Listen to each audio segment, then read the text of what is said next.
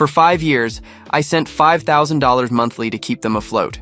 At the reading of the will, Mom had left, to our mistake, Abigail nothing. I took out my phone and canceled every payment. Tell Dad the mistake is done fixing his problems. I never expected to be sitting in this dark lawyer's office staring at words that somehow hurt more than all the years of subtle cruelty combined.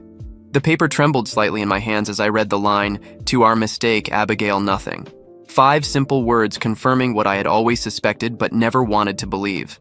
The irony wasn't lost on me. For the past 5 years, I've been sending $5,000 every month to keep my family afloat. That's $300,000 of my hard-earned money poured into a bottomless pit of ingratitude. And now, sitting in this leather chair that probably cost more than my first car, I was officially nothing. "Miss Miller," Mr. Harrison, the family lawyer, cleared his throat. "Would you like to take a moment?" I looked up, meeting his cautious gaze. He was trying to be professional, but I could see the discomfort in his eyes. He had known my family for years. He had watched this drama unfold from the sidelines. Now he was forced to be the messenger of my mother's final act of rejection. "No," I said, my voice firmer than I felt. "Please continue." He shuffled his papers, clearly relieved to move on as he droned on about the distribution of assets between my father and my sister Megan. I let my mind wander to where this all began. 5 years ago, I was just starting to find my way in life. At 25, I had launched my own financial consulting firm.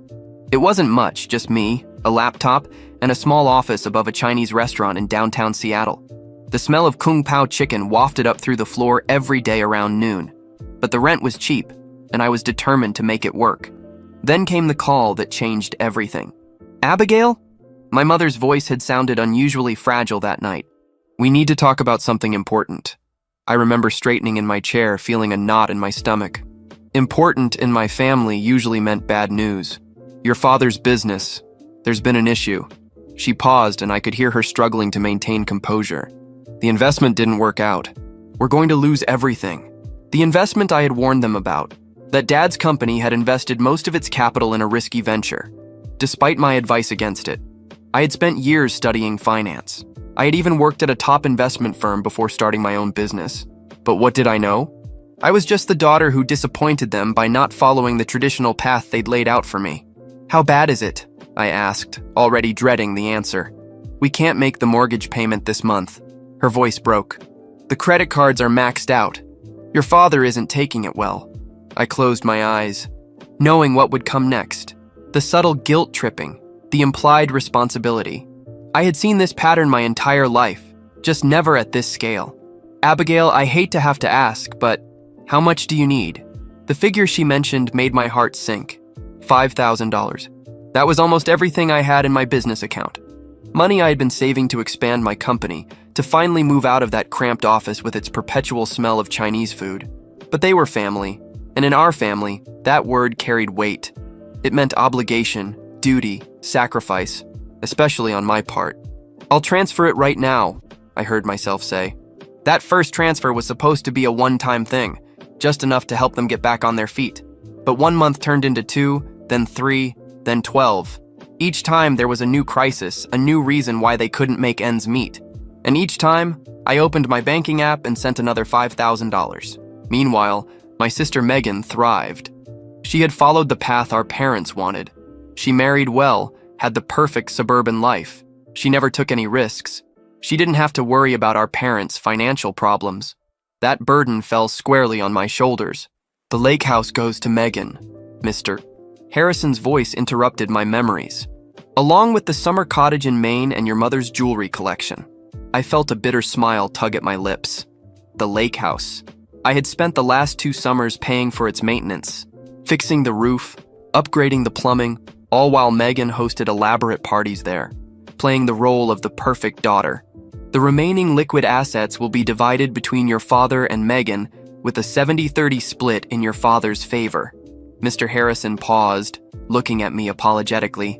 "That concludes the main points of the will." I sat there, letting reality sink in. 5 years of support, of sacrificing my own dreams to keep them afloat, and this was my reward, to be officially labeled the mistake in my mother's final words. My phone vibrated in my pocket, likely another message from Dad about this month's mortgage payment. It was due in 3 days. He had been reminding me all week, as if I could forget my family duty.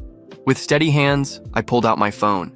Mr. Harrison was still talking, something about signing papers, but I wasn't listening anymore. I opened my banking app, navigated to the recurring payment section, and found the one labeled Family Support. One tap. That's all it would take to end 5 years of financial bleeding. One tap to finally say enough. Miss Miller? Mr. Harrison's voice seemed distant. Do you have any questions about the will?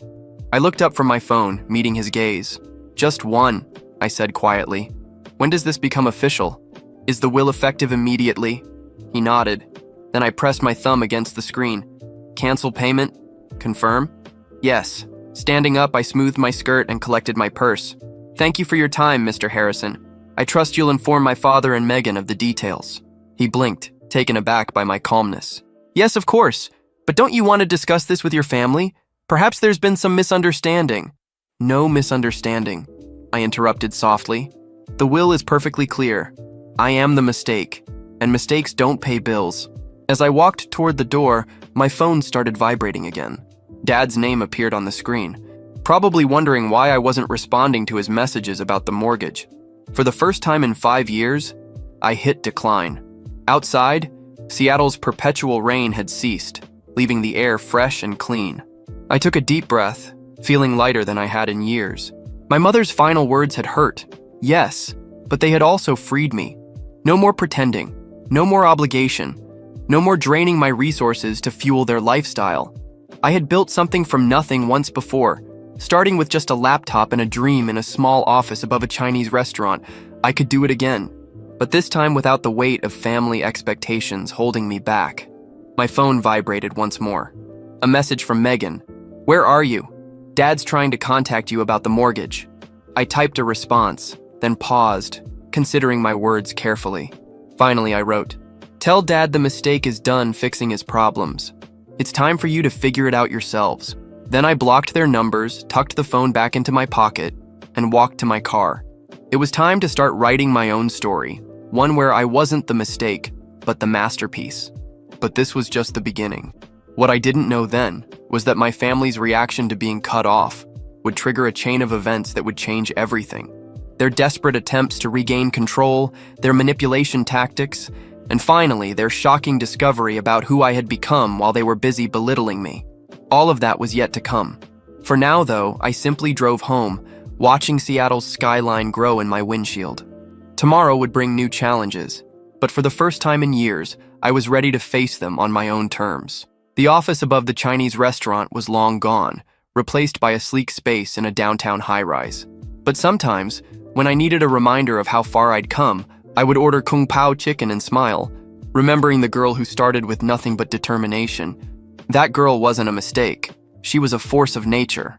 And now, finally, she was free.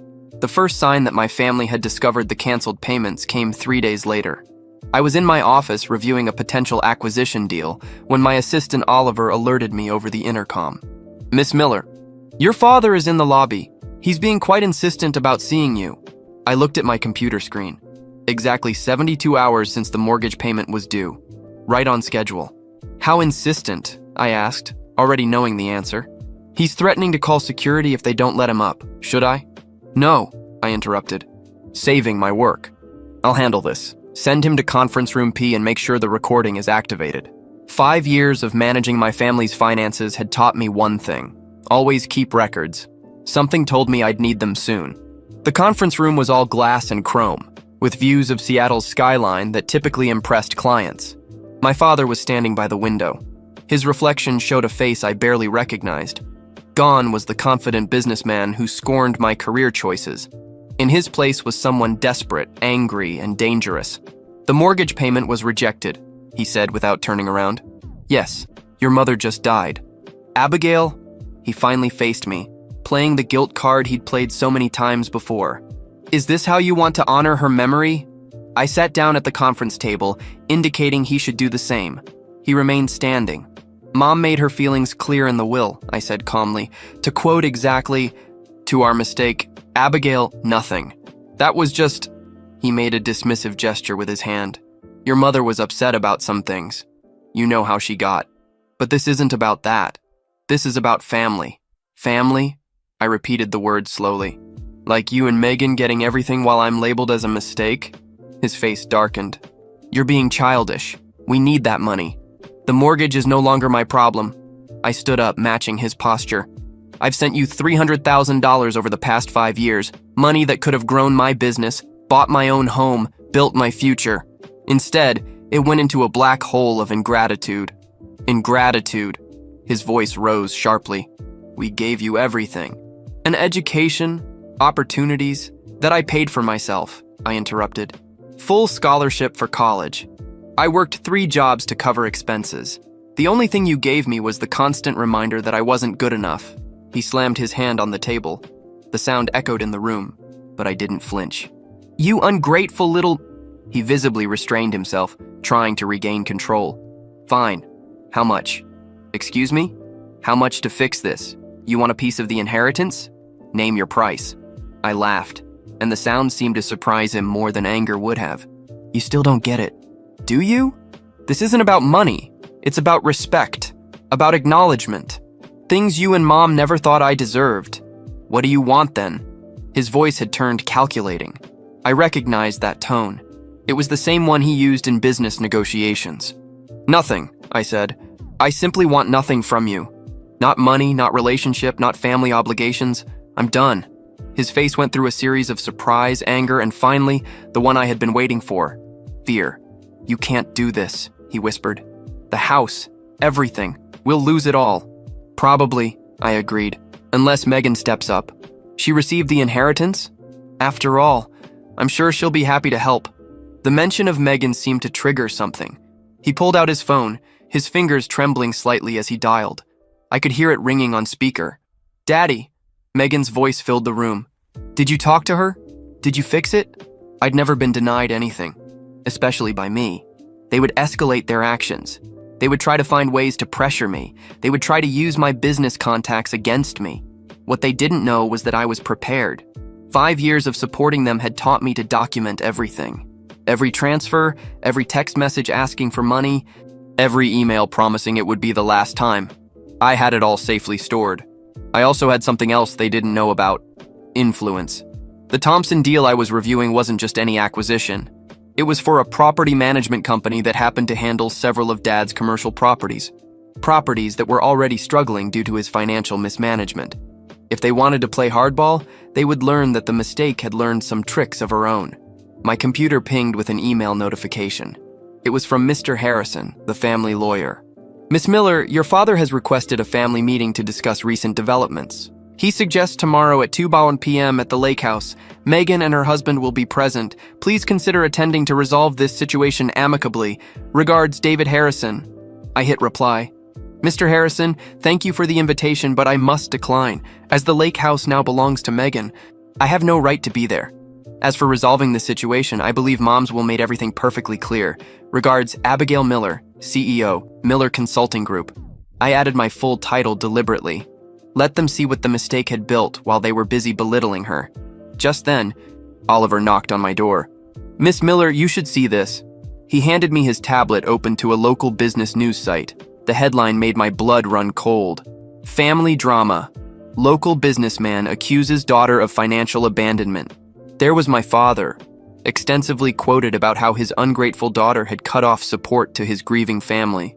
How I had taken advantage of their trust and then abandoned them in their time of need.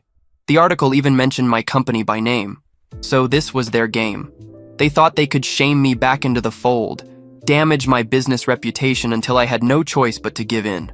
What they didn't understand was that shame only works if you accept it. And I was done accepting their version of reality. I handed the tablet back to Oliver. Call PR. It's time to tell our side of the story. The next few days would change everything. My family thought they could pressure me into submission, but they were about to learn that the daughter they had scorned for so long had become someone they couldn't afford to antagonize. Their attempts to damage my reputation would backfire spectacularly, leading to revelations that would shake the foundations of our family. But that was tomorrow's battle. For now, I had work to do, starting with a call to the Thompson Group about accelerating our acquisition timeline. The PR war my father initiated backfired spectacularly within 48 hours. While I hadn't planned to make our family drama public, since he opened that door, I walked right through it. My company's PR team issued a simple statement, a detailed record of every payment I had made to my family over the past 5 years, along with a copy of the relevant section of my mother's will. No emotional commentary, no accusations, just cold, hard facts, with a single question at the end. Who really abandoned whom? The public response was immediate and overwhelming. Local business forums exploded with discussions. The same news outlet that had published my father's accusations now ran a follow-up piece. Financial family abuse, the dark side of filial obligation. But I wasn't finished yet. The Thompson acquisition papers are ready, announced Oliver, placing a thick folder on my desk. They're offering a 15% discount if we close before the end of the month. I smiled, opening the folder. Thompson Properties managed 60% of my father's commercial real estate. Once this deal closed, I would effectively become his landlord. Schedule the signing for next week, I said. Then I paused. And Oliver, make sure my father receives an invitation. He should know who his new property manager will be. The next few days passed in a whirlwind of activity. My family tried everything to regain control. Megan showed up at my office twice, only to be turned away by security. My father tried to contact my major clients, but my reputation for integrity spoke louder than his desperate accusations. Then came the message that changed everything. It was from my father's business partner, Michael. Abigail, you need to see this. Your father is trying to sell the business. Attached was a photo of a contract. My father was planning to sell his remaining business assets for a fraction of their value to a holding company I'd never heard of. It seemed desperate, until I looked closer and recognized Megan's husband Brian's signature on the incorporation papers. They were trying to hide assets. I sent the evidence to my lawyers, then made a call to the one person who could help me understand what was really going on. An hour later, I sat across from Michael in a quiet cafe 3 blocks from my office. He looked tired, older than his 50 years. It's worse than we thought, he said, sliding a USB drive across the table. Your father has been moving money for years. The investment that supposedly failed, it didn't. He diverted the proceeds to offshore accounts, then declared bankruptcy to avoid paying the investors. I felt the blood drain from my face. That's fraud, Michael nodded grimly. The SEC has been sniffing around. Your father knew it was only a matter of time before they found something. That's why he needed your money, to cover the holes in the books. And now that you've cut him off, he's desperate. The sale to Megan's shell company is his last attempt to hide whatever's left before it all crashes down. I stared at the USB drive, feeling the weight of its contents. Why are you showing me this? Michael's eyes met mine. Because I was there when you were born. I watched you grow up. I saw how they belittled every achievement, every success. You deserved better. I tucked the drive into my purse, my mind already racing with possibilities. Thank you, Michael. What are you going to do?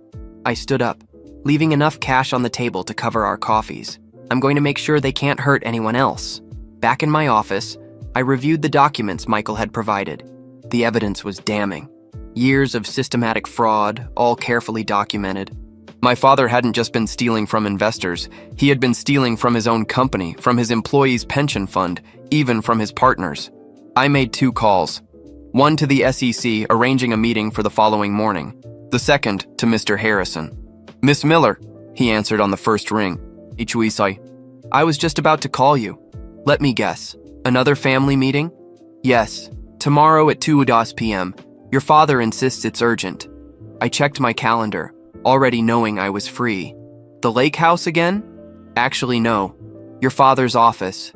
He says it's about the future of the family business. Perfect. Tell him I'll be there. The next morning, I met with the SEC investigators, handing over everything Michael had provided. They were particularly interested in the attempted asset transfer to Megan's shell company. At 2 p.m. sharp, I walked into my father's office building for what I knew would be the last time. The receptionist directed me to the main conference room, where I found my father, Megan, her husband, Brian, and Mr. Harrison already waiting. Abigail. My father stood, attempting a smile. Thank you for coming. We have a proposal that might benefit everyone. I took a seat, noting the thick contract in front of Megan. I'm listening. We're restructuring the family business, he began. Megan and Brian have created a new holding company. We want to transfer all the assets to this new entity, and you would receive a 15% stake in exchange. We need you to resume the monthly payments and publicly retract your recent statements. I took the contract, pretending to read it carefully. And if I refuse, then you get nothing. Megan leaned forward. No stake in the company, no part in future earnings. You'll be completely cut out of the family fortune. What family fortune? I asked quietly. The one Dad hid in offshore accounts or the one he stole from his investors? The room fell into dead silence. My father's face turned ashen. What are you talking about? Demanded Megan, but I could see the fear creeping into her eyes. The SEC is very interested in that question, I said, standing up. In fact, they should be arriving any moment. I had a fascinating meeting with them this morning. The sound of elevator doors opening echoed down the hallway, followed by multiple footsteps. You didn't, my father whispered. Actually, I did. But don't worry, I made sure they had everything. The offshore accounts, the fraudulent bankruptcy, even this latest attempt to hide assets through Megan's company. Consider it my final gift to the family. The door to the conference room opened. 3 SEC agents walked in, followed by 2 police officers. Robert Miller, an agent stepped forward. We have a warrant for your arrest. What happened next seemed to unfold in slow motion. My father trying to delete something on his phone before an agent snatched it away. Megan screaming that I had no right, that I was destroying the family. Her husband Brian attempting to flee before being detained at the elevator. Mr. Harrison just sat there, slowly shaking his head. I should have known, he muttered. All those years of meticulous record-keeping. I watched as my father was led away in handcuffs. Megan and Brian following shortly after as material witnesses. The family empire built on lies and manipulation crumbled in less than an hour. Outside, reporters had already gathered. Someone must have tipped them off. As I walked to my car, I heard my father's voice one last time. Abigail, you can't do this. We're family. I turned, meeting his eyes. No, Dad. I'm just the mistake, remember? And this mistake just corrected a lot of wrongs. 3 months later, I was sitting in my office reviewing the final report from the SEC investigation. My father had been sentenced to 15 years for fraud and embezzlement. Megan and Brian received lighter sentences for their roles in the attempted asset concealment. The lake house and other properties were seized and sold to pay back investors. Oliver knocked on my door. Miss Miller, the Thompson deal is complete. You now officially own the management rights to all the former Miller Properties buildings. I nodded, closing the SEC file. Schedule a meeting with the tenants. I want to discuss modernization plans and potential rent adjustments. He hesitated. Also, there's a letter from your father. I held out my hand, taking the envelope with the prison seal. Inside was a single page. Abigail, I now understand what you meant about respect, about acknowledgement. I'm sorry it took losing everything to see what we had in you. Dad, I folded the letter carefully and placed it in my desk drawer. Perhaps someday I would respond, but not today. Today I had a company to run, a future to build. My phone vibrated. A message from Michael. I saw the announcement about the Thompson deal. Your grandfather would be proud. I smiled, remembering the one family member who had ever believed in me. He had called me his $1 million mistake once, joking with my parents about their short-sightedness. Looking at Seattle's skyline from my office window, I realized he was wrong. I wasn't a $1 million mistake. I was a $1 billion success story, and I had done it my way. Without their help, without their approval, and finally, without their chains holding me back. The mistake had become a masterpiece.